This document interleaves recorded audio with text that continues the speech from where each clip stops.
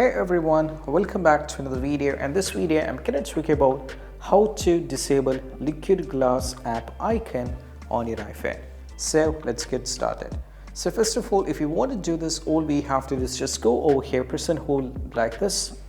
And if you wanted to disable it, just go over here, tap on the edit and go over here for the customized option.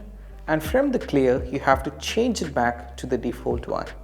And right now, as you can see, this has been completely disabled, right? And this is what we have to do. But that's not enough. We need to make few more changes. That is all about, we have to go over here, tap on the settings. Now from here, you have to tap on accessibility. Now from here, go to the display and text size. Now from here, there is an option called reduce transparency and increase contrast. So what you need to do is just go over here, turn off or disable this as well. Now you can just go back and this is what you do. So that's how easy it is, and I hope this video is helpful. That's it. Bye.